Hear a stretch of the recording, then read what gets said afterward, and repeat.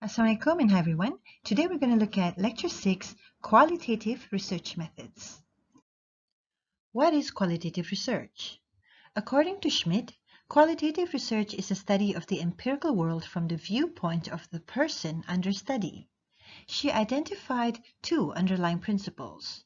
The first is that behavior is influenced by the physical, sociocultural, and psychological environment. Now, this is the basis for qualitative or naturalistic inquiry.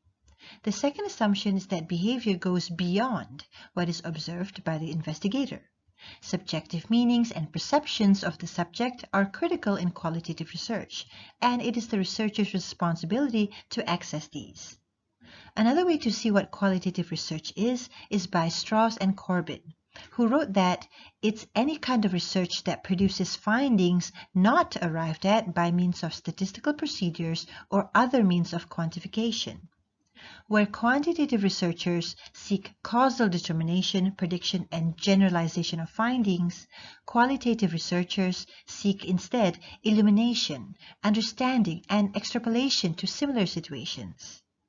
Qualitative analysis results in a different type of knowledge than does quantitative inquiry. So to summarize, you can see that qualitative research involves collecting and analyzing non-numerical data to understand concepts, opinions, or experiences.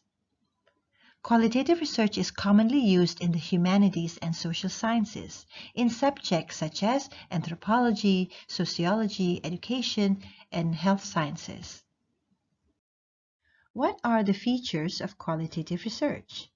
Several writers have identified what they consider to be the prominent characteristics of qualitative or naturalistic research. The list here represents a synthesis of these authors' descriptions of qualitative research. 1. Qualitative research uses the natural setting as the source of data.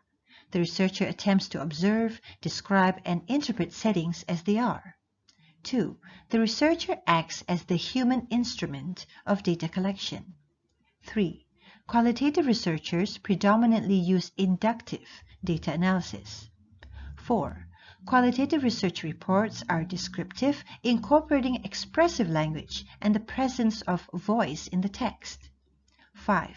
Qualitative research has an interpretive character, aimed at discovering the meaning events have for the individuals who experience them and the interpretations of those meanings by the researcher.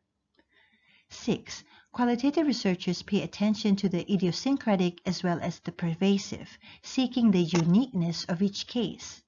7. Qualitative research has an emergent as opposed to predetermined design, and researchers focus on this emerging process as well as the outcomes or product of the research. Most social science research deals with people or groups of people and their behavior. And we know that people are much less predictable than non-human phenomena. So how can we interpret qualitative research? We know that qualitative research relies heavily on non-numerical information. So this approach is especially effective in obtaining culturally specific information about the values, opinions, behaviors, and social contexts of particular populations. It seeks to understand a given research problem or topic from the perspectives of the local population it involves. It seeks to capture in-depth knowledge. So, although qualitative research does not employ numerical data sets, it still follows a systematic mode of inquiry, and therefore it espouses the scientific method. Qualitative research has the following characteristics or assumptions.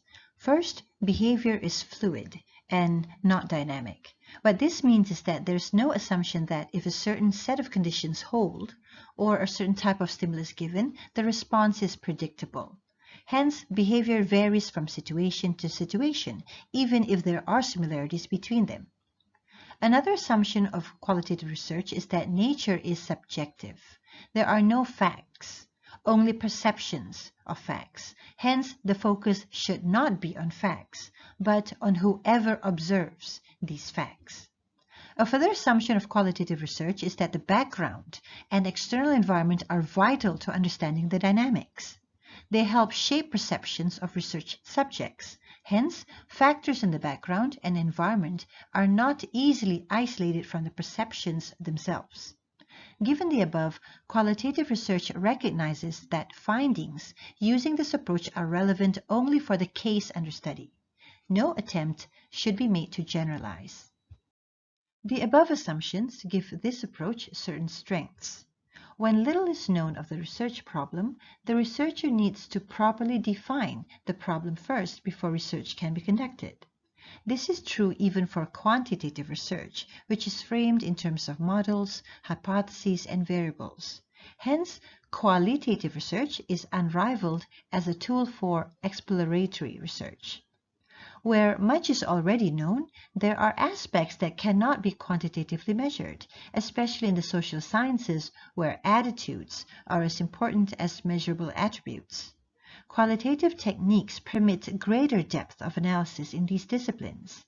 They are able to evoke responses that are meaningful and culturally salient to the participants, unanticipated by the researcher, as well as rich and explanatory in nature. Because not everything can be quantified, but everything can be described, qualitative research can more fully describe a problem. Questions about why and how are better described using this approach. Qualitative research enables you to describe the phenomena of interest in great detail in the original language of the research participants. The reader can more easily identify with a qualitative account than one based on statistics. Because it is more research subject-centered, the reader is better able to identify with the research findings. Despite its many strengths, qualitative research has several limitations. As seen previously, one of the major limitations of qualitative research is that the findings of a single qualitative study cannot provide grounds for generalizing across cases. However, it has been argued that once theory is generated, or if enough cases are generated with the same results, some degree of generalization is achieved. Immersion in the depths of a qualitative study can lead one to going native and/or macro-blindness. That is to say, the researcher might offer explanations in terms of the situation under observation, oblivious to more powerful forces operating on the situation from outside. Qualitative research can be a high-risk, low-yield enterprise. It can take time to negotiate access, assemble a sample, develop trust and rapport, find out what's going on or what people are thinking. Hanging around and muddling through can bring worries to researchers. Qualitative studies are often accused of being impressionistic, subjective, biased, idiosyncratic, and lacking in precision. Some of the bias comes through, typically, in the rhetorical presentation of accounts. Researchers might use a number of rhetorical devices, such as metaphor, jargon, loaded terminology, selected and variable use of transcripts, quotations, selective use of examples, to subtly persuade the reader to the author's line of argument. However, although this is a charge that might be made of particular studies, it is not an essential one of the approach. There are procedures available to establish validity and rigor, and these should be demonstrated in the presentation. All qualitative researchers aspire to illuminate social meaning. However, some use qualitative methods exclusively or as a standalone, while others use qualitative research to complement or better interpret numerical data. There are also others who use qualitative methods to generate hypotheses for future quantitative studies. Various choices and practices fall along a continuum, where some researchers are closer to positivism, while others distance themselves radically from it. Since qualitative research is an approach that centers around the research subject, observance of a code of research ethics is vital. The foundation of this code is that whenever we conduct research on people, the well-being of research participants must be our top priority. The research question is always of secondary importance. What this means is that if a choice must be made between doing harm to a participant or doing harm to the research, it is the research that must be sacrificed. But it is not just research subjects that this code applies to. It also applies to workers sent out by the researcher to collect information. So how can researchers implement this research ethics? Through informed consent. Informed consent is a mechanism for ensuring that people understand what it means to participate in a particular research study so that they can decide in a conscious, deliberate way whether or not they want to participate. Informed consent is one of the most important tools for ensuring respect for people during research. Many people think of informed consent primarily as a form, but forms may not be the best way to ensure informed consent. So how would one get informed consent through participant observation? Through distributing information sheets, ads in newspapers, and discussions with community leaders. Because qualitative research is conversational, it is important for data collectors to maintain clear boundaries between what they are told by participants and what they tell others, including other participants. A lot of in-depth information requires disclosure of confidential or sensitive content. Unless the research subject can be assured of confidentiality, the chances of candid responses are very slim. The fundamental principles of research ethics are associated with the Belmont report. The following are summarized ethical principles and guidelines for research involving human subjects. Respect for persons requires a commitment to ensuring the autonomy of research participants, and where autonomy may be diminished, to protect people from exploitation of their vulnerability. The dignity of all research participants must be respected. Adherence to this principle ensures that people will not be used simply as a means to achieve research objectives. Beneficence requires a commitment to minimizing the risks associated with research, including psychological and social risks, and maximizing the benefits that accrue to research participants. Researchers must articulate specific ways this will be achieved. Justice requires a commitment to ensuring a fair distribution of the risks and benefits resulting from research. Those who take on the burdens of research participation should share in the benefits of the knowledge gained. Or to put it in another way, the people who are expected to benefit from the knowledge should be the ones who are asked to participate. Some have also suggested that a fourth principle, respect for communities, should be added. Respect for communities confers on the researcher an obligation to respect the values and interests of the community in research and, wherever possible, to protect the community from harm. When we speak about a qualitative study, we might think there's only one kind. But just as with quantitative methods, there are actually many varieties of qualitative methods. Let's take a look at the different types of qualitative research methods. Grounded theory. Grounded theory is where researchers collect rich data on a particular topic of interest and develop theory from the data inductively. For instance, social anthropologists live among primitive tribes to collect information and eventually build up a theory of their behavior. Ethnography.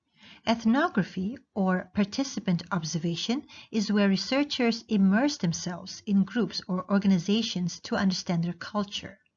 Note that a culture is the shared attitudes, values, norms, practices, language, and material things of a group of people. For an example, you might decide to go and live in a Mohawk community and study the culture and their educational practices. Phenomenology. Phenomenology is where researchers try to understand how their subject experiences a phenomenon. They will investigate a phenomena or event by describing and interpreting the participants' lived experiences. For example, a market researcher tries to find out how well the first 20 buyers enjoyed their new car that the company just launched. Action research. Action research involves an intervention by researchers to influence change in any given situation and to monitor and to evaluate the results. The researcher, working with a client, identifies a particular objective, for instance, ways to improve telephone responses to difficult clients, and explores ways that this might be done. The researcher enters into the situation, for instance, by introducing new techniques, and monitors the results. This research requires active cooperation between researcher and the client and a continual process of adjustment to the intervention in the light of new information and responses from respondents. Case study. Case study research focuses on providing detailed account of specific cases. A case study involves a deep understanding through multiple types of data sources. Case studies can be explanatory, exploratory, or describing an event. For instance, you might study a classroom that was given a new curriculum for technology use. Historical research. Historical research is where researchers investigate about events that occurred in the past. For instance, you might study the use of corporal punishment in schools in the 19th century. Narrative research. In narrative research, researchers examine how stories are told to understand how participants perceive and make sense of their experiences. This approach usually weaves together a sequence of events, usually for just one or two individuals, to form a cohesive story. Let's take a look at one of the approaches of qualitative theory in more detail. Qualitative researchers do not, on the whole, start with a theory which they aim to test. They mainly work the other way around, seeking to generate theory from the data. Theory is then said to be grounded in the data. Grounded theory became popular in the UK during the 1970s, when it was beginning to be felt that too much theory in social and educational research was far removed from the realities of social life. Recall that this is the essence of the inductive method, which is a bottom-up approach. The researcher has no predetermined hypothesis, but lets the hypotheses emerge from the data collection. When conducting qualitative research, the investigator or researcher seeks to gain a total or complete picture. A holistic description of events, procedures, and philosophies occurring in a natural setting is often needed to make accurate situational decisions. This differs from quantitative research, in which selected, predefined variables are studied. Both corroboration and triangulation are important in qualitative research.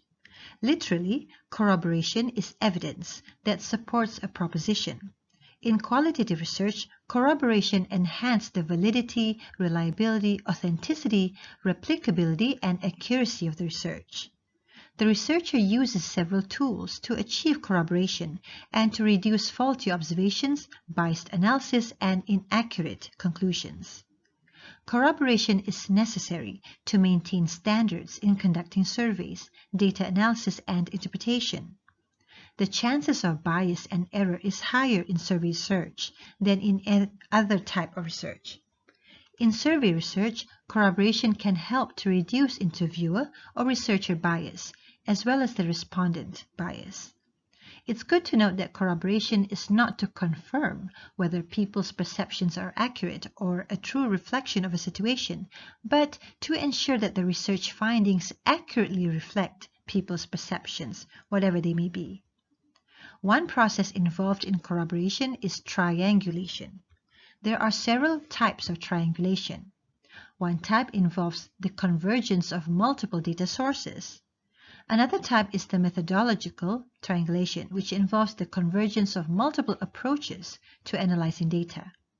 A third triangulation procedure is investigator triangulation, in which multiple researchers are involved in an investigation.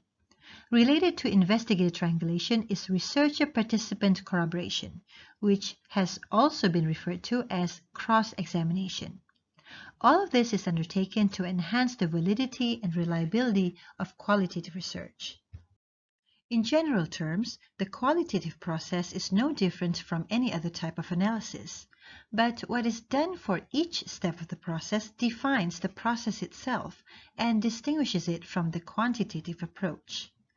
The steps in which the qualitative process is distinctive are in its research design, its collection of data, and its analysis of data. A research design is particularly important for qualitative research. It refers to the overall strategy that researchers choose to integrate the different components of the study in a coherent and logical way.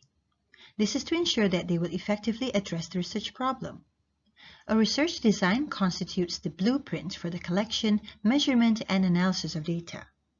Note that your research problem determines the type of research design you can use, and not the other way around. The most important consideration in research design is whether or not the proposed research is best undertaken using a qualitative approach. This depends on, among others, the objective of the research, the extent to which a theoretical framework exists, and hence research questions are known, and the kind and complexity of information to be collected. Another thing to be considered in research design is the data sources, that is, from whom and where will the data be collected. A research design also includes phases of inquiry. Phases may include successive rounds of data collection, for instance, from more general to specific, or from open-ended questions that require follow-up, or from the method of data collection used. And finally, a research design includes the plan for data collection and recording modes. This must include how detailed and specific research questions will be, and data collection logistics. A more detailed discussion of data collection will be undertaken in a later lecture, but for now we're just going to cover broadly the techniques for collecting data within the framework of the research process. Selecting subjects for data collection. In qualitative research, there are several types of purposive sampling, each identified by its name. Extreme or deviant case sampling, typical case sampling, maximum variation sampling, snowball or chain sampling, confirming or disconfirming case sampling, politically important case sampling, and convenience sampling. Each type of sampling technique has its own rationale, advantages, and limitations. Collecting the data. For qualitative research, data collection uses either interviews or observation. Interview is open-ended questions that allow for individual variations. They can be informal, conversational interviews, semi-structured interviews, or standardized open-ended interviews. Observation is observing of subjects in natural contexts. Subjects are usually unaware that they are being observed, so there is no response bias. However, observer bias may be possible. In qualitative research, both the above processes occur simultaneously, and there is no explicit cutoff point. Hence, a decision must be made to stop both. This happens when resources run out, when regularities have been found that the researcher is happy with, or when the researcher feels that they have had enough. The inductive approach characterizes qualitative analysis. It is bottom-up, meaning that the data determines the hypothesis. So, once the research problem is identified, research objectives and questions specified, data collection can be planned and executed. Hypotheses only emerge after careful analysis of the data obtained. Analysis begins with categorization, which can be a complex task, given that the questions are open-ended and no boundaries have been set.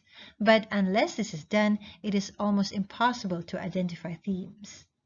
Markers are common things that the respondents did, or events or emotions they experienced, or attitudes they possessed. These markers are the building blocks upon which categories are built. These categories are refined until the big picture emerges. And finally, the storyline develops that the reader will evaluate. Here are several approaches in qualitative research. Data display and analysis. Data are organized as matrices or networks. This will help to identify relationships and patterns, make comparisons, which can then be further explored. This technique bears some resemblance to quantitative approach in setting up an organizational framework for further analysis. Template analysis. Template is a list of categories that represent themes revealed by the data collected. It provides an organizational framework for analysis. This template is revised as data are further analyzed and/or categories added. Analytic induction. This involves examination of a selected number of cases to establish cause and effect. It starts with an imprecise definition or explanation of the research problem, and then proceeds with testing this explanation using a purposefully selected case study. The explanation is refined incrementally. One criticism of this approach is, however, it cannot explain situations where all the causes are present, but where the phenomenon did not occur. Grounded theory. As mentioned before, an explanation is built around a theme that emerged from the data. Some advocate formal procedures for each stage, resulting in this approach being time-consuming. The stages are open coding, where data are broken into units, then labeled; axial coding, where it is the process of recognizing relationships between categories; selective coding, integration of categories to produce a theory; narrative analysis. This involves analysis using verbatim transcripts rather than imposed categorization. The purpose here is then not to seek patterns through categorization, but to tell a logical story with a beginning, middle, and end. Let us end this lecture with an overall comparison between the quantitative and qualitative research approaches by their key features.